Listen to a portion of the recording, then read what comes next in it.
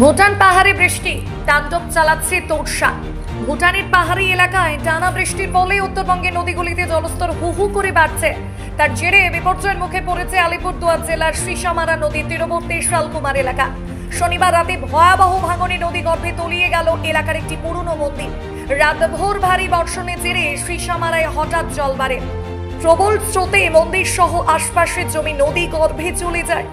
এখনো অব্যাহত ভাঙন, আতঙ্কে গৃহত্যাগ করছেন স্থানীয় বাসিন্দারা। তোড়সার জলও বাড়ছে। ভুটানের দিক থেকে নেমে আসা পাহাড়ি স্রোতের ফলে তোড়সা নদীতেও জলস্তর আশঙ্কাজনকভাবে বৃদ্ধি পাচ্ছে। একাধিক এলাকায় নদীর পার উপচে জল ঢোকার আশঙ্কা করছেন প্রশাসনিক কর্তারা। নদী কমিশনের দাবি ফের জোরালো করলেন বিধায়ক। আলিপুরদুয়ারের বিধায়ক সুমন কাঞ্জিলাল ফের সরব হয়েছেন ভারত ভুটান নদী কমিশনের দাবি নিয়ে। ভুটানের বৃষ্টিতে উত্তরবঙ্গে নদীগুলির আচরণ ক্রমেই ভয়াবহ হয়ে উঠছে।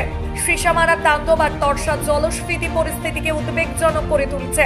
স্থানীয়দের নিরাপত্তা ও স্থায়ী সমাধানের প্রশ্নে প্রশাসন ও রাজনৈতিক মহল এবার আরো সক্রিয় কিনা তাদিকে তাকিয়ে জেলা। আবার তো সে একই পরিস্থিতি।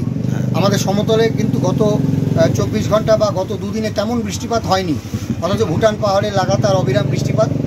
আর তারই ফলশ্রুতি হিসাবে গতকাল আমাদের আলিপুরদুয়ার ডুয়ার্সের বিস্তীর্ণ এলাকা জলপ্লাবিত হয়েছে এবং রীতিমতন ধ্বংসাত্মক রূপ ভুটানের নদীর।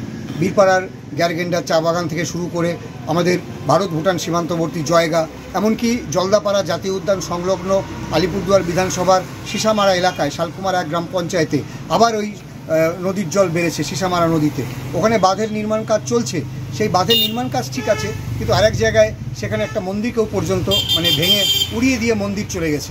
আলিপুরদুয়ার থেকে নিজস্ব প্রতিনিধি রিপোর্ট, খবর বাংলা।